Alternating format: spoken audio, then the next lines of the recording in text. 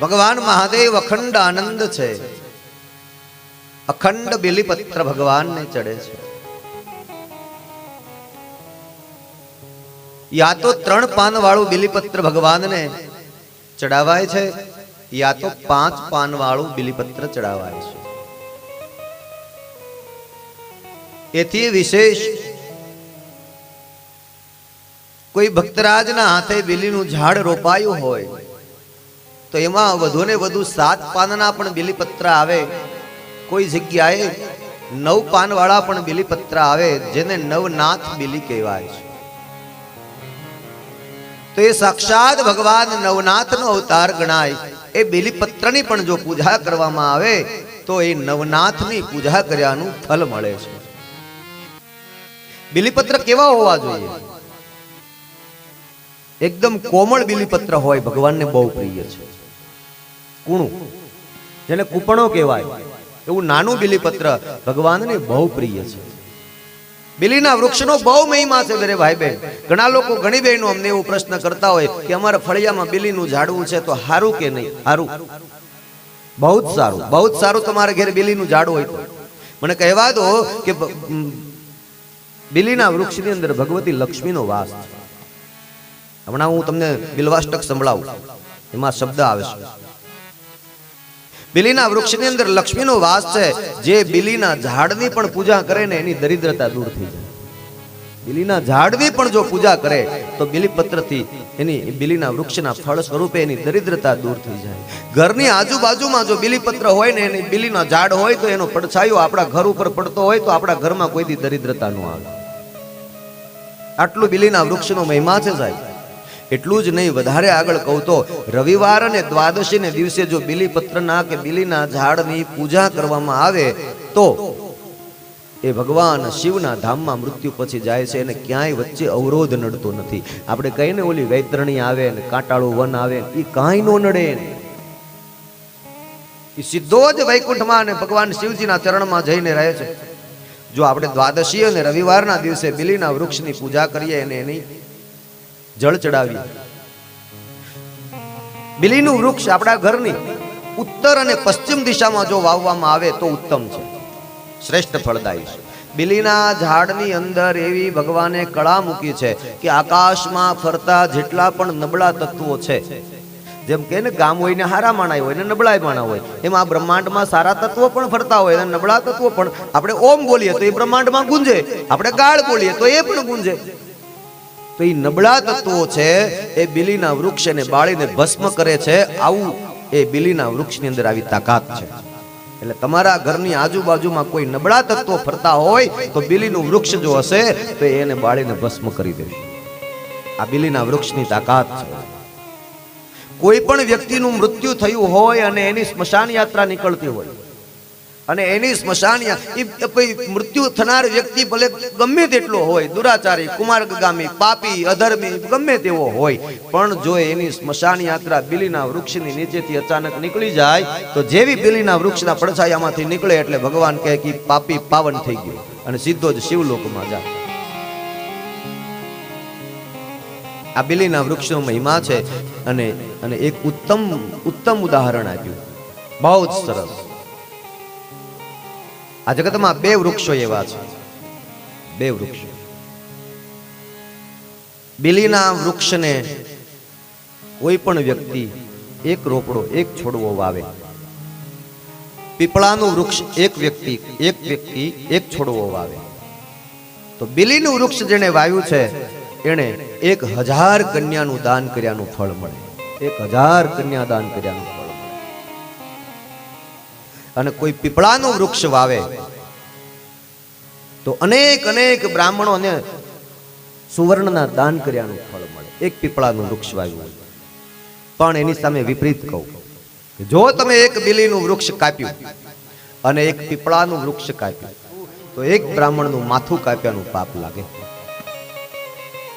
હવે તમે કહો છો કે કઈક એવું જગ્યા હોય અને પીપળાનું ઝાડ વચ્ચે હોય અને નડતર રૂપ હોય તો શું કરવું?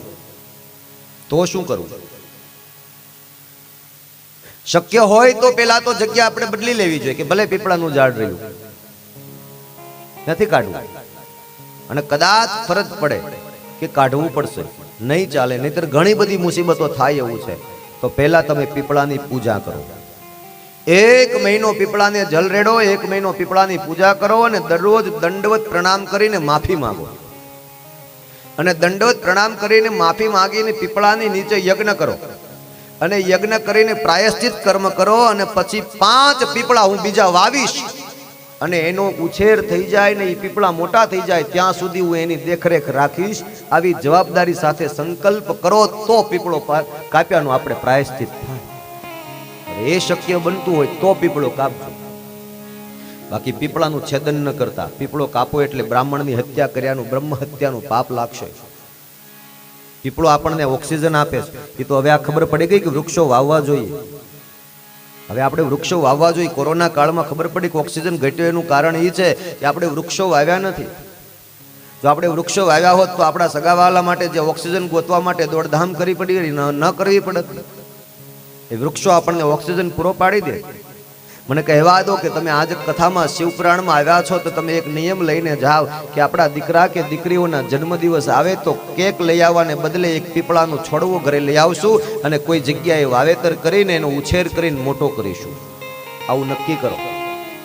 એક પીપળાનું ઝાડ વાવો, એક વડલાનું ઝાડ વાવો, એક બીલીનું ઝાડ વાવો, એક કોઈ પણ લીમડા, કોઈ પણ ઘટાટો વૃક્ષો વાવો તમે અને એની માવજત કરીને મોટો થાય.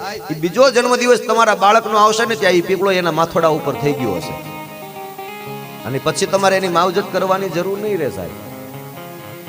આ વૃક્ષોએ આપણને ખૂબ આપ્યું છે, ખૂબ આપ્યું છે અને છતાંય ક્યારેય એટલી બધી માવજત માગી નથી. આપણા સંતાનોએ હજી આપણને કાંઈ માગ્યું નથી, તોય લગ્ન થઈ જાય તોય માવજત માગે છે, એની મરમ્મત માગે છે. અને આપણે બધાએ જેની આપણે જરૂરિયાતો જ છે એને જ ભૂલી ગયા છીએ. વૃક્ષ વગરનું આપણું જીવન હોય જ ન શકે સાહેબ. તો પીપળાનું વૃક્ષ એ કાશીના તીર્થ જેટલું છે.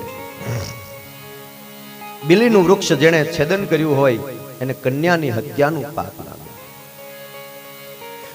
3 પાન વાળું બીલીપત્ર ભગવાન મહાદેવને ચડે. એની અંદર છિદ્ર ન હોવું જોઈએ. બીલીપત્ર તમે જોયું હશે, એની પાછળ જે દાંડલીનો ભાગ હોય એમાં જે છેડે જે ગાંઠો ગાંઠ જેવો જે ભાગ આવતો હોય એ ભાગ કાપી નાખવો જોઈએ. એ ચીકણો ભાગ જે આવતો હોય છેલ્લે એ કાપીને ભગવાન મહાદેવને બીલીપત્ર ચડે. મહાદેવને બીલીપત્ર ચડાવવાની પદ્ધતિ છે, પહેલું પાન અને છેલ્લું પાન આ આંગળી ઉપર રાખવાનું, પહેલી અને છેલ્લી આંગળી ઉપર ઊંધું બીલીપત્ર રાખવાનું, ઉપરની વચ્ચેની 2 આંગળી છે એ વચ્ચેની દાંડલી ઉપર આવે અને આ રીતે ભગવાન મહાદેવ ઉપર બીલીપત્ર ચડે. ભગવાન મહાદેવ ઉપર બીલીપત્ર ચડે, શાલિગ્રામ ઉપર તુલસી પત્ર ચડે. બીલીપત્ર ઊંધું ચડાવવાનું હોય, તુલસી પત્ર સીધું ચડાવવાનું. અને એ બીલીપત્ર પણ કેવું હોવું જોઈએ? 3 પાન વાળું જ હોવું જોઈએ. ત્રિદલમ ત્રિગુણાકારમ ત્રિજન્મ પાપ સંહારમ ત્રિનેત્રમ ચ ત્રયાયુધમ ત્રિજન્મ પાપ સંહારમ એક બિલ્વમ શિવાર્પણમ. 3 પાન વાળું ત્રિદલમ ત્રિગુણાકારમ, સત્વ રજ અને 3 ગુણ એમાં છે એટલે ત્રિગુણમ. ત્રિગુણાકારમ ત્રિનેત્રમ ચ, ભગવાન મહાદેવના જેમ 3 નેત્રો છે એમ તમે બીલીપત્રને રાખીને જોશો તો તમને એવું લાગશે કે વચ્ચેનું પાન ભગવાન મહાદેવના 3જા નેત્ર જેવું દેખાય છે. એટલે ત્રિનેત્રમ ચ ત્રયાયુધમ. અને પાછા એ બીલીપત્ર એક ચડાવો 3 પાન વાળું એટલે 3 પ્રકારના તાપ મટાડી દે. એવા 3 પ્રકારના તાપ, આધિ વ્યાધિ ને ઉપાધિ મટાડી દે. આધિ દૈવિક, આધિ ભૌતિક અને આધ્યાત્મિક 3 તાપ મટાડી દે. આપણને બધાયને સંસારમાં છીએ ને એટલે આ 3 દુઃખો પરેશાન બહુ કરે છે. 3 પ્રકારના તાપ બહુ હેરાન કરે છે, આધિ વ્યાધિ અને ઉપાધિ. તો આ 3 પાન વાળું બીલીપત્ર ભગવાન મહાદેવને ચડાવવાનું કહ્યું. ત્રિશાખે બિલ્વપત્રૈશ્ચ યચ્છિદ્રે કોમલે શુભે શિવ પૂજાં કરિષ્યામિ એક બિલ્વમ શિવાર્પણમ. ત્રણ શાખાવાળા એટલે ત્રણ પાનવાળા, ત્રિશાખે બિલ્વપત્રૈશ્ચ યચ્છિદ્રૈ, છિદ્ર વગરનું બિલીપત્ર, ખંડિત બિલીપત્ર ચડતું નથી. અખંડ બિલીપત્ર હોવું જોઈએ. ખંડિત ન ચાલે. બિલીપત્ર તૂટેલું હોય તો ન ચાલે. એક પાનવાળું, બે પાનવાળા હોય તો પણ ન ચાલે. ત્રણ પાનવાળું કે પાંચ પાનવાળું ભગવાનને બિલીપત્ર ચડાવવામાં આવે. યચ્છિદ્રૈ કોમલૈ પૂજૈ, અને એ બિલીપત્ર ભગવાન મહાદેવને ચડાવવામાં આવે તો ભગવાન મહાદેવ પ્રસન્ન રહે છે. અખંડ બિલ્વપત્રેણ પૂજિતે નંદિકેશ્વરે શુદ્ધ્યંતિ સર્વ પાપેભ્યો એક બિલ્વમ શિવાર્પણમ. અખંડ પાંદડું અને એમાંય તોડીને ધોઈને તરત જ જો ચડાવવામાં આવે કે એને એક પ્રહર કે બે પ્રહર કે અડધો દિવસ વીત્યા વગર જો ચડાવવામાં આવે તો ઉત્તમ છે. એવા હે નંદીના ભગવાન મહાદેવ તમને બિલીપત્ર અર્પણ. નંદિકેશ્વરો અખંડ બિલ્વપત્રેણ પૂજિતય નંદિકેશ્વરે શિવ પૂજામ કરિષ્યામિ એક બિલ્વમ શિવાર્પણમ. શાલિગ્રામ શિલામેકામ વિપ્રાણામ જાતુ અર્પયે સોમયજ્ઞ મહાપુણ્યમ એક બિલ્વમ શિવાર્પણમ. કોઈ એક બ્રાહ્મણને તમને એવું લાગે કે મૂર્તિ મારે ભેટ આપવી છે તો એમાં શાલિગ્રામ ઉત્તમ છે. તો શાલિગ્રામ અર્પણ કરવાથી, બ્રાહ્મણને આપવાથી ઉત્તમ ફળની પ્રાપ્તિ થાય છે. એટલું જ નહીં, સોમ યજ્ઞ, દેવતાઓનો યજ્ઞ કરવાથી પણ ઉત્તમ પ્રાપ્તિ થાય છે. એવી જ પ્રાપ્તિ એક બિલીપત્ર ભગવાન મહાદેવને ચડાવવાથી થાય છે. સોમ યજ્ઞ મહાપુણ્યમ એક બિલ્વમ શિવાર્પણમ. દંતી કોટી સહસ્ત્રાણી અશ્વમેધ શતાનિ ચ કોટી કન્યા મહાદાનમ એક બિલ્વમ શિવાર્પણમ. દંતી કોટી 1000 હાથીનું દાન કરીએ ને જે પુણ્ય પ્રાપ્ત થાય તે એક બિલીપત્ર ચડાવવાથી થાય. એટલું જ નહીં, 100 અશ્વમેધ યજ્ઞ જ્યારે કરે અને ફળ પ્રાપ્ત થાય એવું એક બિલીપત્ર ચડાવવાથી થાય. અને કોટી કન્યા મહાદાનમ, કરોડ કન્યા દાન કરવાથી જે ફળ પ્રાપ્ત થાય એવું ભગવાન મહાદેવને એક બિલીપત્ર ચડાવો તો ફળ પ્રાપ્ત થાય.